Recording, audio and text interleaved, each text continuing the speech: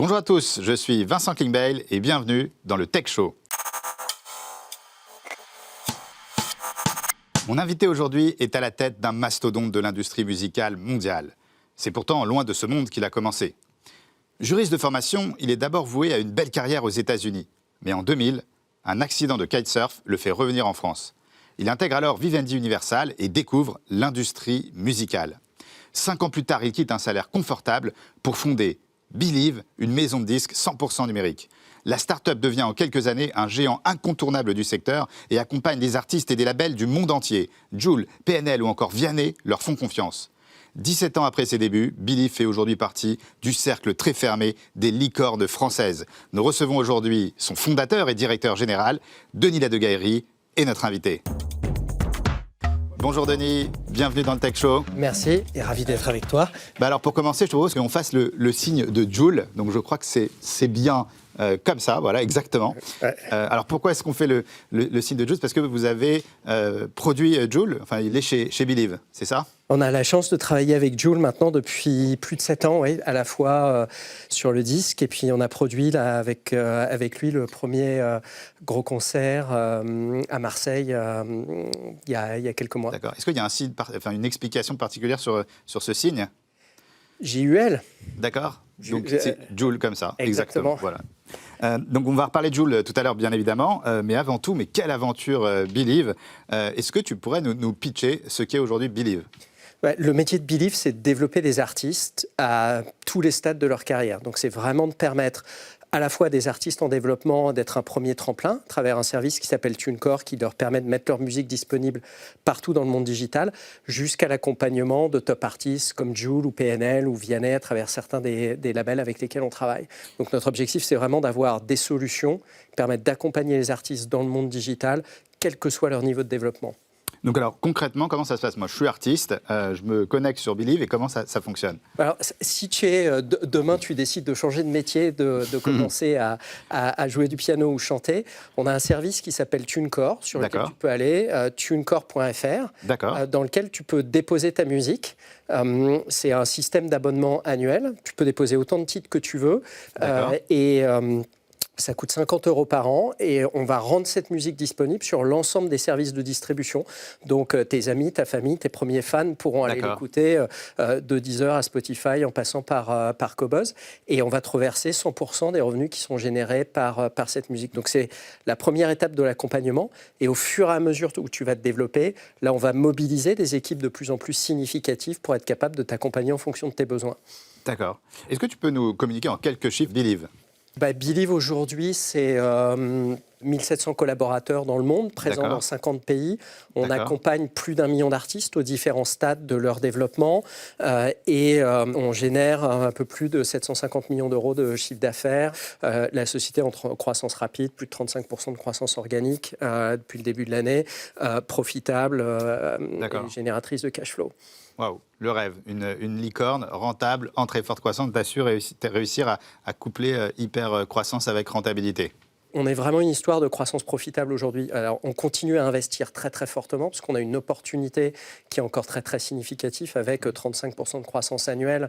On a des opportunités dans l'intégralité des pays. Donc, on est toujours en fort investissement. Aujourd'hui, l'échelle nous permet de combiner à la fois une poursuite de l'investissement très très forte et une montée progressive en profitabilité. Donc, on combine les deux. Est-ce que vous avez effectué des levées de fonds? Alors, on a levé très peu d'argent, c'est-à-dire qu'on a quasiment presque toujours intégralement autofinancé le développement de la société.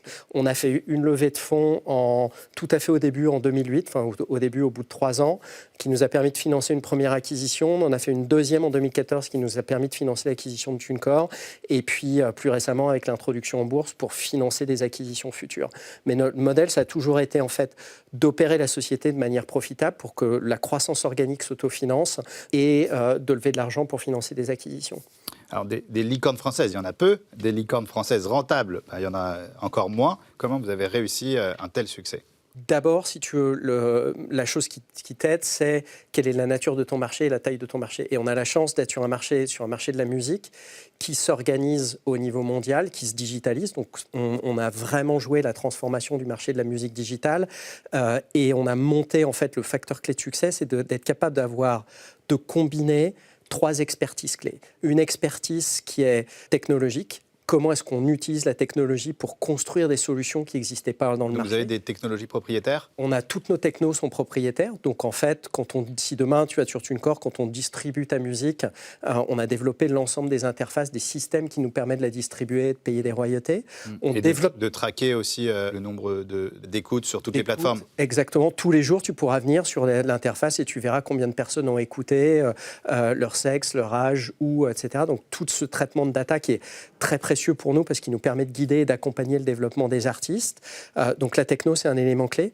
L'expertise digitale qui est liée à la techno, c'est en fait, quand tu as toute cette donnée, comment est-ce que tu agis dessus, comment tu fais pour aller augmenter, développer les audiences des artistes et augmenter leurs revenus. Donc il y a tout un accompagnement des artistes en plus. L'accompagnement, le marketing, la promotion, donc qui sont des expertises très différentes dans le monde digital du monde traditionnel. Et puis la troisième expertise, qui est l'expertise musicale, qui est la capacité en fait à développer des relations de confiance avec des artistes, comme avec des Jul ou des PNL, pour les accompagner dans le temps. Et donc c'est vraiment cette combinaison-là qui fait qu'on a été capable de monter en échelle et puis d'être présent dans 50 pays et d'accompagner autant d'artistes qu'on le fait aujourd'hui. Alors, tu disais tout à l'heure, vous avez 1 million d'artistes chez Believe. Comment on fait pour signer 1 million de contrats? Vous êtes la plus grosse société française et peut-être mondiale avec 1 million d'artistes. Alors, en fait, une des choses que moi je trouve assez fantastique, c'est que la technologie a permis de démocratiser l'accès au marché. Produire des CD, ça coûte très cher. Donc en fait, la plupart des artistes en développement n'avaient jamais leur CD disponible sur les différents points de vente. Dans le monde digital, tu peux être un artiste en développement et ta musique sera présente partout. Elle sera présente sur tous les services, partout à travers le monde. Donc ça crée des opportunités extrêmement fortes et ce qui fait que dans tous les pays, on regarde tous les chiffres de streaming tous les jours, on regarde quels sont les artistes qui se développent le plus rapidement possible. Et quand on voit qu'un accompagnement additionnel leur permettrait d'aller plus loin, on les contacte. Ouais, vous êtes très data-driven. Quand vous observez qu'un artiste a des bonnes stats chez Believe, derrière, vous proposez de l'accompagner pour faire passer à l'étape 2. Tu vois, et tu développes progressivement. Si je prends un artiste comme Jul, par exemple, Jul, ce qu'il faut bien voir, c'est que ce que peu de gens ont en tête, c'est le plus gros vendeur de hip-hop en France de tous les temps. C'est sur la décennie qui vient de s'écouler, c'est le deuxième plus gros vendeur après Johnny Hallyday.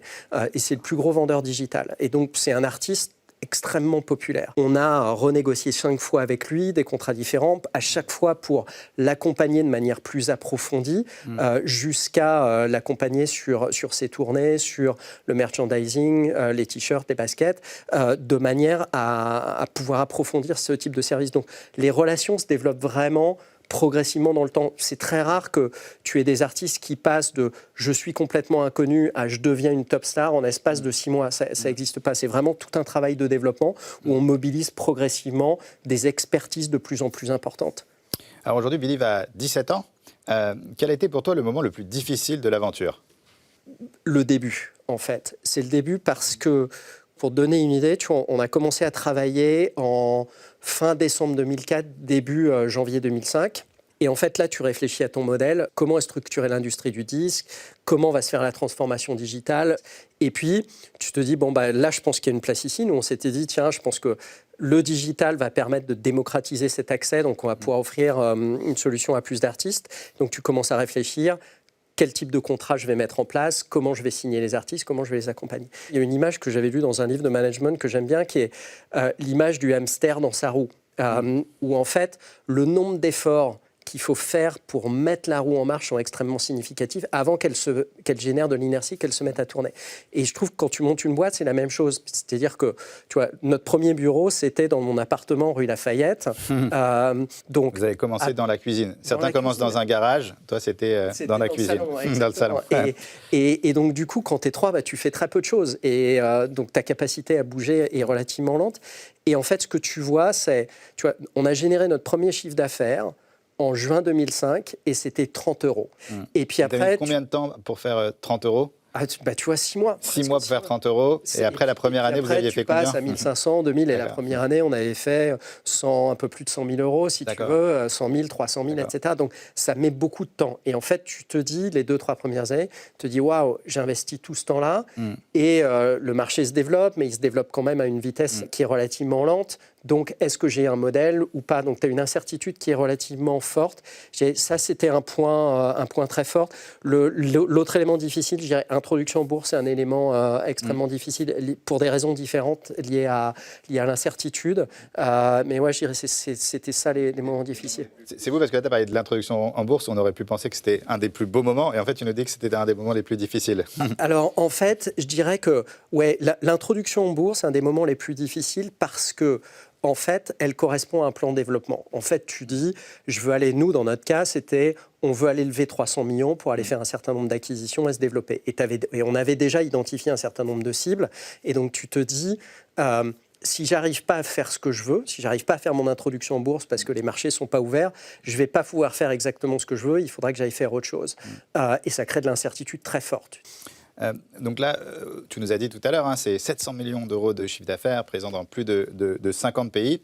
Et tu nous as dit que ce n'était que le début. Donc jusqu'où est-ce que vous voulez aller, Believe? Quelles sont tes ambitions?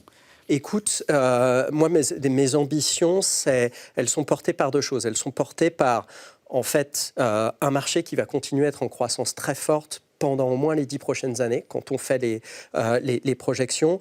Et le fait que l'histoire a démontré, et y compris l'histoire récente, c'est que notre capacité, notre modèle, nous permet d'acquérir plus de parts de marché qu'aucun de nos concurrents. On croît entre 2 et 3 fois plus vite que les concurrents qui sont non digitaux, c'est les maisons de disques classiques. D'ailleurs, que pensent les acteurs traditionnels de Believe? Donc nous, notre ambition, c'est de devenir leader de marché, tu vois, sur un certain nombre de marchés dans le top 10 des marchés mondiaux. Je pense que si tu nous donnes 20 ans, on ira chercher le leadership mondial. C'est tout ce qu'on vous souhaite. Alors Denis, on va voir si tu connais bien tes artistes. Donc on a une petite question pour toi. Tu dois terminer la phrase. Si je te dis en bande organisée, personne ne peut nous... Canaliser, c'est Jul, bravo, tout à fait. Donc c'est le titre Bande organisée. Donc j'ai regardé rien que sur Spotify. Alors je te pose une question à ton avis sur Spotify. Le titre Bande organisée, combien de vues sur Spotify? Succès extraordinaire. Alors je te dirais pas sur Spotify, mais on était à plus de 700 millions de vues. Et là on est à 181 millions de streams juste sur Spotify. Ouais. C'est juste incroyable, hein, vraiment. C'est exceptionnel. Denis, donc, on va continuer bien sûr de parler de Believe tout au long de cette émission, mais on voulait en savoir un peu plus sur toi, sur ton enfance, sur ton parcours entrepreneurial, et aussi également que tu partages avec tous les futurs entrepreneurs qui regardent le Tech Show ton expérience. C'est parti pour l'interview Backstory. Alors c'est parti pour l'interview Backstory. Donc tu es né à Limoges et puis tu grandis même dans un petit village qui est encore plus petit. C'est à Écailles-Alix et la ville la plus proche c'est Yvetot. Donc c'est en Normandie, c'est ça? Pays de Caux, exactement. Enfin, Normandie entre Le Havre et Rouen à peu près. Alors ton père était ingénieur et ta mère était conseillère d'orientation. Est-ce que c'est elle qui t'a orienté dans ta carrière? Pas du tout. En fait, c'est vraiment toujours été libre de mes choix, sans pression. Et je dirais, dans mes débuts de carrière, j'avais plutôt envie de partir à l'étranger. Donc, la voie d'avocat m'a permis de le faire dans un premier temps. Et puis après, c'est vraiment les circonstances qui ont abouti à Believe. Alors, tu étais plutôt bon élève et tu joues du hautbois. Est-ce que cette passion pour la musique, elle était déjà donc présente dès ton enfance? Je dirais pas que c'était une passion. J'aimais beaucoup la musique. En fait, j'ai fait le conservatoire à partir de 7 ans. Il y avait un conservatoire national où j'habitais. Donc, je voulais faire du piano. Un piano, c'est gros, ça prend de la place. Et j'ai pas suffisamment insisté. Quand je suis arrivé au conservatoire, le directeur du conservatoire m'a dit « Tends le bras et fais ça ». Et j'ai dit non, je ne veux pas du tout. Et il y avait très peu. Donc j'ai réussi à éviter le violon que je ne voulais pas. Et puis j'ai fait du hautbois pendant quelques années, ce qui m'a permis après d'évoluer pour m'amuser, faire un peu de piano. Et puis, on n'a pas réussi à se procurer un hautbois, mais on t'a quand même réservé une petite surprise. Tu verras tout à l'heure, je t'en dis pas plus. Donc à partir de 18 ans, après le bac, tous les étés, tu travailles en tant qu'ouvrier dans le bâtiment. C'est pas habituel pour quelqu'un qui devient avocat après. Ouais, écoute, ça a été une expérience fantastique, le fait de bosser, de gagner de l'argent dans un milieu qui était complètement différent de mon milieu familial. C'est une expérience super enrichissante. T'en gardes un bon souvenir? J'en garde un très bon souvenir et Et je dirais une des vraies leçons d'humilité, en fait, de voir que toi, tu peux, ce qui était mon cas, d'avoir eu de la chance de grandir dans un milieu familial favorisé qui te permet de faire des études et de voir des gens qui n'ont pas eu la même chance que toi, n'ont pas eu accès aux mêmes opportunités. Donc ça c'est vraiment quelque chose qui est resté chez moi. Ensuite, tu pars aux États-Unis, à l'université de Duke, en Caroline du Nord. Et en 97, tu passes le barreau de New York. Et donc là, tu es parti pour faire une belle carrière d'avocat. Tu as d'abord l'opportunité de rejoindre un grand groupe, donc Vivendi, une filiale de Vivendi chez mp3.com. Et c'est là, en fait, que tu vas découvrir le web, mais aussi l'industrie musicale. Ouais, c'est là que j'ai fait mon éducation. Il faut se rappeler qu'en 99-2000, du classement des groupes les plus puissants dans le digital, numéro 1, c'était Microsoft, avec MSN, numéro 2, c'était Yahoo, et puis numéro 3, c'était Vivendi. Puisque Vivendi avait acheté mp3.com. Microsoft, ils sont restés dans le top quand même encore. Voilà. Et donc, Vivendi avait énormément investi. Donc, c'était une expérience absolument incroyable qui m'a permis d'aller voir un ensemble de business models dans la musique, dans le jeu vidéo, les premières expériences de VOD. Donc, vraiment de m'éduquer sur le sujet. La très grande chance et le très grand apport de Vivendi, pour moi, ça a été deux choses. Ça a été, dans cet environnement incroyable, en fait, au tout début de l'adoption du web, de voir quels étaient les secteurs sur lesquels le digital ou la transformation digitale apportait vraiment une valeur différente aux consommateurs et puis d'avoir une vraie compréhension des modèles et de ce qui pouvait fonctionner et pas Mais tu as quand même décidé de quitter le métier d'avocat pour rejoindre déjà cette industrie. C'était déjà un premier risque quand même. Ouais, et en fait, on m'a posé la question pas mal à l'époque, mais je dirais, ça, c'est plus une manière de réfléchir franco-française. Les gens m'ont dit, mais t'as fait des études de droit, t'as payé cher pour avoir ton diplôme, et puis t'es avocat international, pourquoi tu continues pas? Et ma vision, c'était, mais en fait, moi, je suis pas quelqu'un de technicien au cœur. Être avocat, c'est un métier de technicien. Et donc, pour moi, c'était vraiment, dès le début, une passerelle vers autre chose. Et en fait, tout l'apprentissage que j'ai eu comme avocat, que j'ai eu chez Vivendi, c'est autant de choses qui m'ont nourri quand j'ai commencé l'aventure entrepreneuriale. En 2004, tu hésites entre la France et les États-Unis, mais tu es victime d'un accident, un accident de kitesurf. Je pense que ça doit être un souvenir douloureux. Mais en même temps, ça a été aussi un coup de pouce du destin. C'est ce qui t'a fait revenir en France. Que tu veux nous parler de cet épisode? Ouais, en fait, j'hésitais beaucoup à l'époque parce que je commençais à me poser la question, est-ce que je vis aux États-Unis ou est-ce que je rentre en Europe? Et j'avais plutôt envie de rentrer en Europe. Et en fait, comme tu dis, j'ai eu un accident de kitesurf. Et c'était assez brutal parce que j'ai eu une hernie cervicale, j'ai failli rester tétraplégique. Et donc, je me suis dit, je vais rentrer en Europe pour ma convalescence, parce que la Californie, c'est loin, donc j'avais envie d'être plus près de mes amis, plus près de mes parents. Et c'est ce qui fait qu'après, j'ai regardé plus d'opportunités en Europe, en fait, et j'ai décidé de rester en Europe plutôt que de repartir aux États-Unis ensuite. Donc, ouais, d'un point de vue géographique, ça... Et c'est pendant ta convalescence que tu as eu l'idée de Believe? Ce que je trouve génial dans ces phases de transition-là, et je les conseille à tout le monde, pour les gens qui se posent des questions à un moment ou à un autre, d'être complètement ouvert. Et je suis rentré en France et les gens m'ont dit, qu'est-ce que tu fais? Je leur ai dit, je sais pas, je réfléchis, j'ai une expertise digitale, je sais que j'ai envie d'être entrepreneur parce que j'ai déjà été dans des gros groupes, je sais que j'ai un jugement qui est pas mal sur ce qui fonctionne, ce qui fonctionne pas, j'ai une expertise du digital, mais dans quel secteur, je sais pas.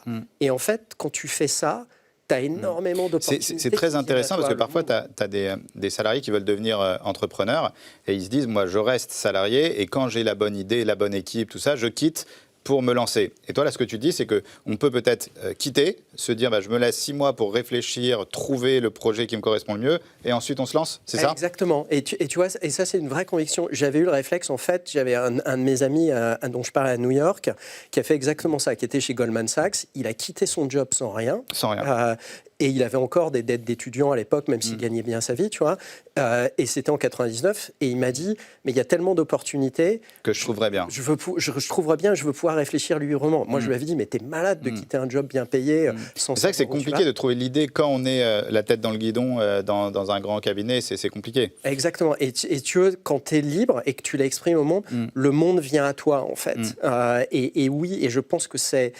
T'as un risque, mais c'est une vraie manière de bien réfléchir, à bien poser ce que tu veux faire après, en fait. Alors, tu décides de t'associer avec l'ex-chef de projet de Sony Music France, donc Arnaud Chiaramonti, qui connaît la musique, lui, côté production, et Nicolas Laclias, qui, lui, s'occupe plus de la partie artistique. Et donc, ces moments étaient difficiles, car à l'époque, tu ne savais même pas ce qu'était que créer une boîte, et donc tu as dû apprendre... sur le terrain. Alors, en fait, je dirais que tu as deux choses. Moi, ce qui a été quelques expériences intéressantes, c'est la première, en fait, quand tu réfléchis à la manière dont tu crées une boîte, la capacité à le faire à 2 ou 3, en fait, ton enrichissement est beaucoup plus fort. Dans le cas des discussions avec Arnaud, moi, quand je suis sorti de Vivendi, je connaissais extrêmement bien tous les modèles qui fonctionnaient dans le monde digital. Parce qu'on avait travaillé sur les premières expériences de téléchargement, les premiers services de streaming, etc. Donc ça, je connaissais très bien. En revanche, comment tu développes un artiste, tu le fais passer en studio, tu l'enregistres, les coûts, comment tu le développes, j'avais pas la moindre idée. Et en fait, Arnaud, lui, connaissait ça. Et connaissait pas le digital. Donc, on a eu des échanges où... En fait, il faut trouver des associés complémentaires. Exactement, il faut trouver des associés complémentaires. Et lui, il me disait, non, mais il faut faire ça, il faut utiliser le digital pour ça. Et je lui disais, non, mais pas du tout, ça marche pas. Et moi, je lui disais, mais pourquoi est-ce qu'on fait pas ça? Il me disait, non, mais tu connais rien au développement d'artistes, etc. Donc, vous étiez complémentaires. Et c'est comme ça que tu poses. Et je dirais, l'autre chose à avoir en tête, moi, quand j'ai fait l'étape pour devenir entrepreneur, c'est, en fait, tu redécouvres un métier. C'est-à-dire que moi, j'avais été avocat international. Quand j'étais chez Vivendi, j'étais directeur financier, stratégique et financier du groupe. Donc, quand on a monté la boîte, je me suis dit, bon, c'est bon, fingers in the nose, doigt dans le nez, je vais faire des statuts de boîte et puis on va ouvrir un compte bancaire, etc. Sauf qu'en fait, quand j'étais directeur financier, j'avais 15 personnes qui bossaient pour moi. Quand j'étais avocat, il y avait des assistantes, etc., que j'avais jamais rédigé ou déposé des statuts, j'avais jamais créé un compte en banque. Donc en fait, tu découvres tout. Et puis après, tu dis, tiens, ce serait bien que je recrute un premier stagiaire ou une première personne. Où est-ce que je pose des annonces? Comment je fais? Ah oui, là, tu dois tout faire. Tu dois changer les ampoules. Tu dois changer les ampoules quand tu relances tu sors la poubelle. Donc, au début des années 2000, c'est le début du piratage informatique. On va buter ton CD, on va buter ton CD, ton CD, ton CD, on va buter ton CD. Est-ce que c'est là que ça te donne l'idée de Believe? Alors, à l'époque, en fait, si tu veux, moi, ce qui m'a... Alors, je dirais à l'opposé. Ce qui m'a donné l'idée à l'époque, c'est que moi, j'avais acheté très tôt les premiers lecteurs de MP3, les trucs dans lesquels tu mettais une cinquantaine de chansons et puis ils étaient pleins. Avant les sorties de l'iPod, c'était Arcos à l'époque, Sony qui faisait quelques lecteurs. Et je m'étais dit, waouh, c'est quand même génial de passer du lecteur de CD baladeur qui sautait quand tu voulais faire ton jogging avec à ça. Et je m'étais dit, ça m'est immédiatement, en fait, l'amélioration de l'expérience consommateur est géniale, donc en fait ça va se développer et c'est là où sera l'avenir. Donc en fait la consommation sera digitale, j'avais assez peu de doutes. Et à l'époque, si tu veux, tout le monde disait, la philosophie dominante, c'était en fait, dans le passage au digital, il faut bien se rappeler, la musique sera gratuite. En fait, et les gens disaient, la musique sera gratuite parce qu'un fichier numérique, ça ne coûte rien à distribuer, alors qu'un CD, il y a un boîtier, etc. Le raisonnement que faisaient les gens, c'était que quand tu produis un disque ou un album, ce qui coûte cher, c'est le CD ou c'est la boîte. La réalité, dans le monde de la musique, c'est que ce qui coûte cher, c'est de faire passer un artiste en studio, de produire la musique elle-même. Et ce qui coûte encore plus cher, c'est de le développer. Tous les moyens qu'il faut mettre en œuvre, en marketing, en promotion, etc. Et donc, mon raisonnement à l'époque, ça a toujours été de dire, non mais en fait, la musique ne sera pas gratuite parce que pour développer des artistes, il faut mettre des moyens significatifs. Et en fait, le piratage, il nous montre quoi? Il nous montre que les gens, ils consomment plus de musique qu'ils n'en ont jamais consommé. Certes, ils ne payent pas. Et surtout, on a accès à tout. Tu as accès à tout, mais ça veut dire qu'ils ont un besoin et qu'ils le veulent comme ça. Donc il faudra forcément qu'à un moment, il y ait une monétisation pour qu'on puisse rémunérer les artistes, rémunérer tout le processus de création et d'accompagnement des artistes. Donc c'était vraiment le... Mais à l'époque, on était dans un système où tout le monde disait la musique deviendra gratuite. Et donc, la croyance, c'était vraiment de dire non, en fait, on a un écosystème qui va se reconstituer. Alors, Denis, pendant 4 ans, tu te finances sur tes économies et c'est en 2009 que Believe devient vraiment rentable. Est-ce que tu peux nous expliquer comment vous êtes devenu rentable ? En fait, avec un début de montée en échelle et puis toute la partie début de développement, en fait, pendant entre fin 2004, début 2005 et puis 2007, on n'avait pas levé d'argent. Donc, en fait, tu finances. Donc, quand tu finances, tu fais extrêmement attention à tes coûts. Tu avais investi l'argent que tu avais gagné quand tu étais avocat. J'avais investi l'argent que j'avais gagné quand j'étais avocat. Je n'ai pas pris de salaire pendant 3 ans pour pouvoir financer le développement. Et puis, au fur et à mesure, quand tu vois que... tu peux commencer à te développer un petit peu plus, accélérer, lever de l'argent. Là, ça te permet de passer à une autre étape. Mais tu vois, moi, ça a toujours été dans le développement de la boîte. J'ai vu tellement de boîtes à l'époque, dans la première phase de développement du web, qui se développaient très vite en brûlant beaucoup d'argent, beaucoup de cash, que je me suis dit non, moi ça c'est un modèle que je veux jamais. Je veux un modèle dans lequel la boîte génère du cash parce que c'est la condition pour être maître de ton destin. Et j'ai l'impression que 20 ans plus tard, là, on est en train de reprendre conscience que la rentabilité c'est quand même quelque chose d'important. Là, on voit là, dans les VC, tout ça s'intéresse plus maintenant à la rentabilité qu'il y a quelques années.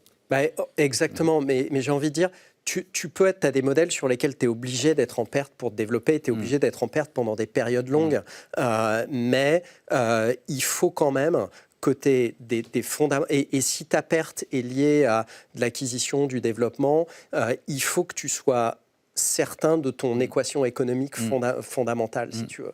Parce que parfois, on lève, on investit, mais ça ne devient jamais rentable parce que l'équation n'est pas bonne. Exactement, parce que tu ne sais pas si tu es... Parce qu'en fait, moi, j'ai eu des modèles où tu faisais de l'acquisition de clients, mais en fait, quand tu enlevais ton coût d'acquisition de clients et la rentabilité de tes clients, tu perdais de l'argent sur chaque client.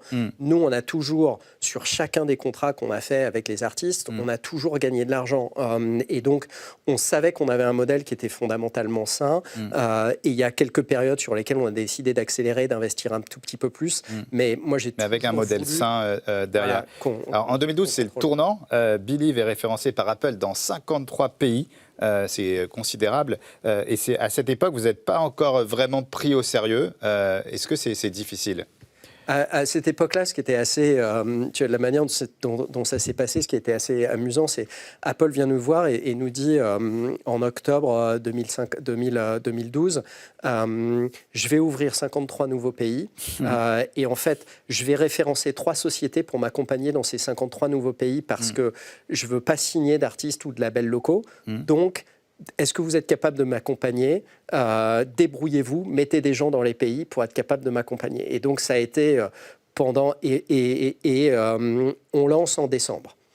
Donc, en fait, ça a été 3 mois de folie pour aller recruter des gens dans les différents pays. Et on a recruté des gens qui maintenant sont notre patron de région sur l'Asie, Sylvain Delange ou Victoria Sinaskaya sur l'Europe de l'Est, pour être capable de développer le business dans ces activités-là. Et ça a été un vrai... Est-ce que tu aurais pu imaginer en 2004 qu'en 2022, vous feriez 700 millions de chiffre d'affaires, 1800 personnes? Est-ce que tu aurais pu imaginer ça? Non, t'y penses pas, t'y penses vraiment pas, t'y penses vraiment pas comme ça. Et tu vois, et pour revenir au sujet de l'ambition, la manière dont je réfléchis, c'est qu'en fait, ce qui est important, c'est élever tes ambitions à chaque étape et de dire, maintenant j'ai fait ça.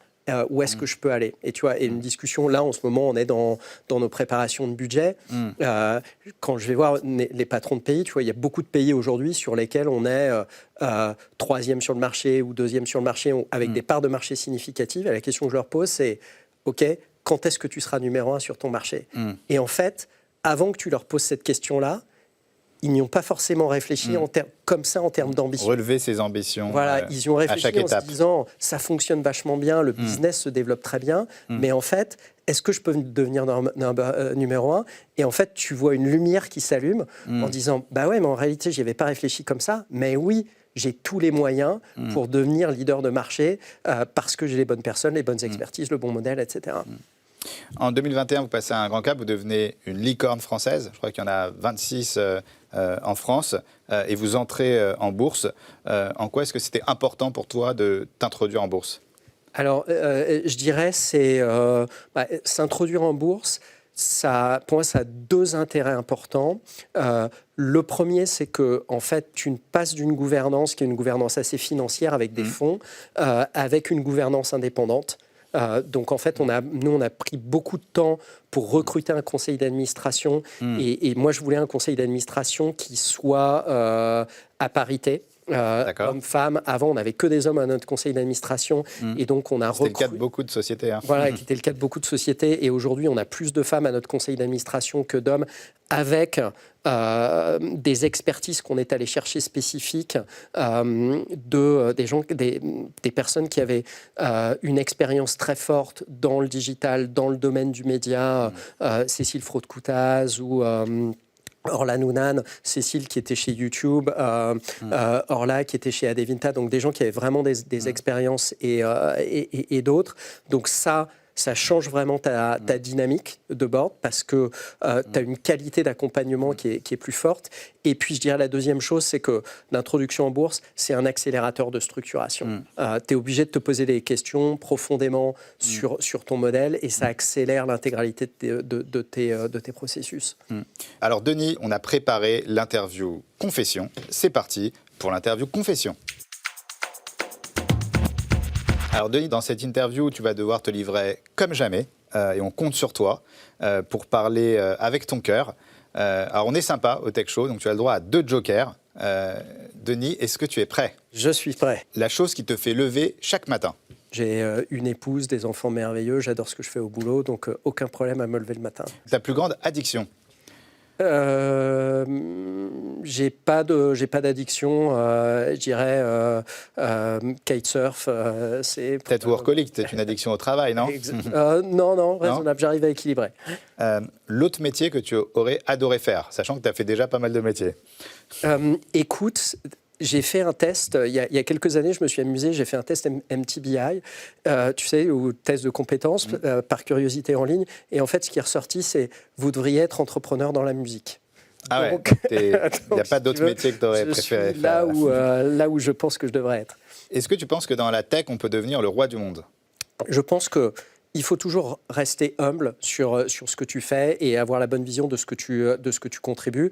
Je pense que nous, on a la capacité à avoir du leadership sur notre marché. Donc, dans notre mission d'accompagner les artistes, oui, on veut avoir des ambitions très élevées et c'est déjà suffisant. Le plus important pour toi, c'est la famille ou le travail ? Je dirais la famille, évidemment. Aucun doute là-dessus. Si tu devais échanger ta vie avec quelqu'un, ce serait qui ? Denis Ladegaillerie. Ta vie te convient parfaitement. Tu vois, je suis vraiment très, très heureux d'un bon équilibre. Quel est l'entrepreneur qui t'a le plus inspiré dans ta carrière ? Je pense que la capacité d'un Steve Jobs à développer l'innovation est absolument remarquable. Je trouve, pour rester chez Apple, la manière, tu vois, un des mantras de Tim Cook notamment, qui dit moi, la manière dont je réfléchis, c'est people, stratégie, exécution dans cet ordre. Je pense que c'est quelque chose de tout à fait juste. Et puis, des gens comme Reed Hastings chez Netflix, qu'il a fait, la réflexion sur le modèle, la réflexion dont il gère les équipes, l'innovation. Donc, tu t'inspires beaucoup des Américains. Il y a pas mal d'Américains. Ouais. Est-ce qu'il y a un entrepreneur français qui t'inspire ? Tu vois, Xavier Niel, je trouve que c'est un succès. La capacité à faire des succès avec, à la fois avec Free, avec Station F, sur un ensemble de secteurs, avec l'école 42, et de contribuer, je dirais, socialement au développement d'un ensemble d'écosystèmes, c'est remarquable. Est-ce que tu as un mentor ? Non, j'ai pas de mentor. Est-ce que tu as déjà menti à quelqu'un volontairement ? Non. Alors, ça pourrait créer certaines jalousies, mais quelle est ton ou ta chanteuse préférée ? Écoute, je suis extrêmement varié en style. Donc, je vais du hip-hop français. Donc, je vais écouter Jul. On avait quelques semaines, on avait un artiste allemand qui s'appelle Halo Effect, qui est du heavy metal, qui était dans les... Ça varie complètement. Est-ce que tu écoutes aussi des artistes qui ne sont pas chez Believe ? Écoute, j'essaie d'en écouter. Principalement. J'essaie de me concentrer sur les artistes, d'abord sur les artistes de Believe, et on a une diversité qui est suffisamment formidable pour que ça suffise à mes besoins d'écoute. Et est-ce que tu as encore des rêves ? Oui, il faut encore avoir des rêves, donc à la fois professionnels et personnels. Donc oui, bien sûr. Et tu ne veux pas nous les partager ? Alors tu peux utiliser ton joker. Ça, je les garde. Ouais. Alors, premier joker utilisé. La chose que tu n'avoueras jamais. Il n'y en a pas. C'est-à-dire que... Tu vois, ayant une vie dans laquelle j'essaie d'aligner le plus possible mes valeurs avec la réalité de ce que je suis, si tu veux, non, je te dirais pas, il y a... Alors, ton dernier fou rire ? Mon dernier fou rire, c'est avec mes enfants il y a quelques jours à la maison. Ton endroit préféré ?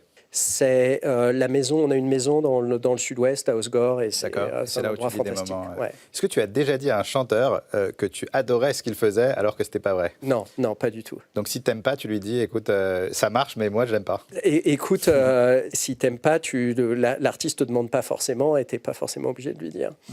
Si demain, c'était la fin du monde, qu'est-ce que tu ferais pour ton dernier jour ? Je le passerai avec ma famille. Est-ce que tu as dit toute la vérité pendant cette interview ? Oui. Bon, merci beaucoup. Merci Denis pour ta sincérité. Denis, on te l'a dit tout à l'heure, maintenant on va tester tes connaissances musicales. C'est donc l'heure de te soumettre à notre blind test. Donc c'est parti. Mais on est sympa. Cette fois, on a décidé d'être plus sympa que d'habitude, puisque ce ne sont que des artistes de Believe. Donc d'un côté, on est sympa, puisque ce sont que des artistes de Believe, mais d'un autre côté, si tu ne trouves pas, c'est un peu la honte pour toi. Donc évidemment, comme il y a 1 million d'artistes sur Believe, c'est peut-être pas si facile que ça, mais on n'a pas été trop dur avec toi. On a essayé de ne pas te mettre trop de pièges. Est-ce que tu acceptes donc ce challenge ? J'accepte le challenge. C'est parti. Donc c'est parti pour le premier titre. Bas les couilles de l'Himalaya, bas les couilles, je vise Naps. le sommet. Mon cœur fait oulala, Non. Non. Sur ton cœur, je fais trou de poulette, je fais tache de sang sur le pull, je désire nullement vous connaître. C'était PNL, ODD. PNL, celui-là. PNL. Voilà. C'est pas grave, tu as le droit sur tout le catalogue de ne pas en connaître une autre. La deuxième, elle est vraiment facile, donc je pense que tu vas trouver. C'est parti. Et si l'averse nous touche Vianney. toi et moi, Vianney, beau papa, quelle chanson, on la magnifique. Absolument. traverse à deux, à trois. Prêt pour le troisième titre ? C'est parti. Petit biscuit. Petit biscuit, oh là là, quelle rapidité, quelle rapidité. Alors là, la prochaine, c'est sûr que tu la connais, parce qu'on en a parlé. C'est parti. RS4 Grinardo, bien sûr, qui m'ont raté. Bande organisée. Bande organisée, Jul, bravo, génial. Allez, plus que 2, la cinquième, c'est parti. Plus dur, hein, là. Isia, mon Isia, cœur. mon cœur, c'était facile, c'était un piège. Un des tubes de l'été. Exactement. Et allez, la dernière pour faire le quasi sans faute. Moi je veux pas que le temps passe. Emma Peters. Allez, Emma Pierre de Tambas, bravo. Bon, en tout cas, tu connais bien tes artistes, Ouais. quand même, il y en a 1 million, donc on peut pas... Ou à l'autotune. Parfois, ça vient pas tout de suite, on les connaît, ça vient pas d'un... C'est quand même un quasi sans faute. Donc, bravo, Denis. Donc, c'était vraiment réussi. Denis, j'imagine que maintenant, tu es un spécialiste des fusions-acquisitions. Est-ce que tu peux nous raconter comment vous avez procédé à des croissances externes? Est-ce que ta formation d'avocat t'aide dans ce genre d'opération? Oui, bien sûr. On a fait en fait une vingtaine d'opérations sur les 7 dernières années. On fait à peu près entre 3 et 5, 6 opérations. Donc la part de croissance externe par rapport à la croissance organique, c'est... Elle est relativement faible en fait. C'est à peu près une dizaine de pourcents. D'accord. Donc c'est principalement de croissance organique. C'est principalement de la croissance organique. Et en acquisition, en fait, on a développé un modèle où on est extrêmement ciblé. C'est-à-dire qu'on va faire des acquisitions. Tu vois, on écoutait Vianney, par exemple. Vianney, c'est un artiste qui est signé sur Tôt ou Tard, qui est un label qui a été fondé par Vincent Frerbeau, qui est un artisan extraordinaire du développement d'artistes en France, et Emma Peters également.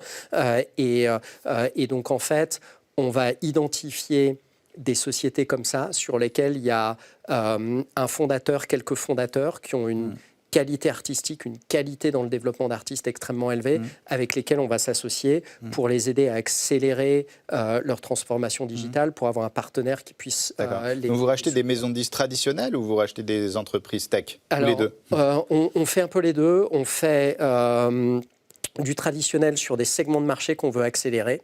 Et puis, on fait, je dirais, des acquis-hire tech pour acquérir des fonctionnalités qu'on intègre ensuite complètement dans les outils qu'on met à la disposition des artistes.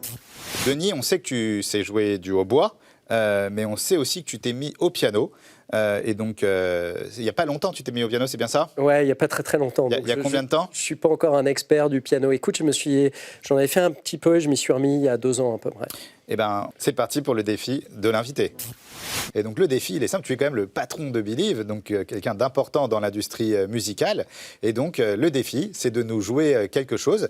Et à l'issue de ça, on pourra demander en commentaire à tous les internautes de savoir s'ils te produiraient ou pas. Juste en introduction, pour bien mettre le contexte, j'ai aucune velléité à être produit, si tu veux. On ne sait jamais, mais comme tu l'as dit, parfois on diffuse sur Believe et puis après, on ne sait pas ce qui peut arriver. Donc on a des gens qui, tu vois, on a des directeurs artistiques qui font le métier très bien, voilà. Les artistes. Donc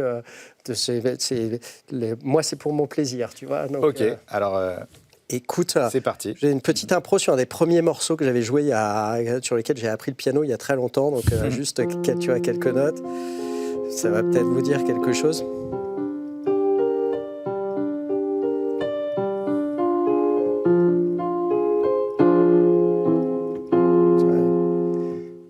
Ça, est-ce que ça te dit quelque chose? Oui.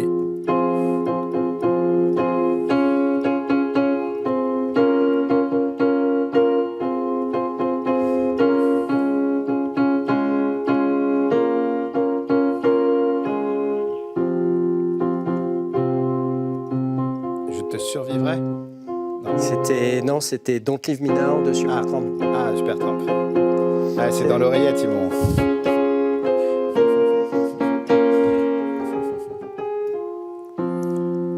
Bravo, voilà, bravo, exceptionnel.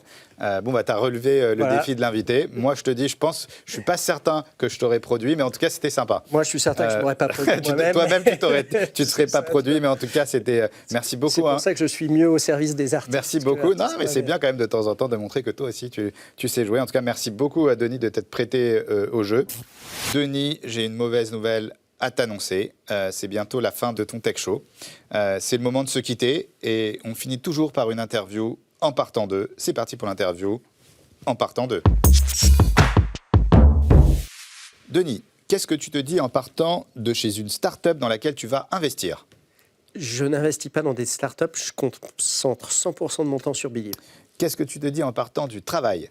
J'ai passé une super journée, en général. Qu'est-ce que tu te dis quand tu es parti de chez Apple? Toujours impressionné par la capacité opérationnelle et d'exécution de cette boîte. En partant de chez Vivendi? Vincent Bolloré est un dealmaker assez extraordinaire. En partant en vacances? En partant en vacances, est-ce qu'il y aura du vent? Et tu arrives à déconnecter quand même quand tu pars en vacances? Ouais. Ah, ça c'est bien. Ça dépend, tu sais, ça dépend des années. Il y a des années où tu arrives à déconnecter, puis il y a des années, il y a une opération, il y a autre chose. En partant d'un super concert d'un de tes artistes? Qu'est-ce que je fais un métier génial? En partant d'un concert nul d'un de tes artistes? Je ne vais pas énormément au concert, je suis assez sélectif, donc je n'ai pas d'expérience de concert nul. En partant de chez Emmanuel Macron? Quel est le succès de réalignement, notamment sur la French Tech, toutes les initiatives qui ont été prises? Bravo. En partant de chez un concurrent? Qu'est-ce qu'on est bien positionné pour prendre de la part de marché? En partant de chez ton meilleur employé? Qu'est-ce que c'est fabuleux de voir des collaborateurs se développer? En partant de chez toi? Qu'est-ce que j'ai des enfants et une épouse merveilleuse? En partant d'un deal réussi? En général, c'est un travail d'équipe. Donc c'est la capacité de construire des choses ensemble. Qu'est-ce que tu dis en partant de la France? En partant de la France, c'est quel bon endroit dans lequel être entrepreneur? En partant de chez celui qui t'a mis des bâtons dans les roues? En général, je ne vais pas le voir. D'accord. Et enfin, dernière question de ton Tech Show. Qu'est-ce que tu te dis en partant de cette émission ? Quand est-ce que je pourrais revenir avec grand avec plaisir, tu reviens vois quand tu veux. Alors Denis, vraiment, moi j'ai passé un super moment. Merci beaucoup d'avoir accepté notre invitation. On a été vraiment ravis de te recevoir au Tech Show. Merci beaucoup à notre partenaire Forbes, merci à notre partenaire Excelmans, merci à toutes les personnes qui ont travaillé sur le Tech Show. Bien sûr, toutes les équipes de Serge Calfon, Magneto Serge. Merci à Vanessa Méritet d'European Digital Group, à Solal Dahan de Blue Lemon, bien sûr à John Demaillot, à Valérie Texero, ainsi que toutes les équipes qui ont pu travailler sur ce Tech Show. Et d'ici là, d'ici le mois prochain, d'ici le prochain Tech Show, restez connectés.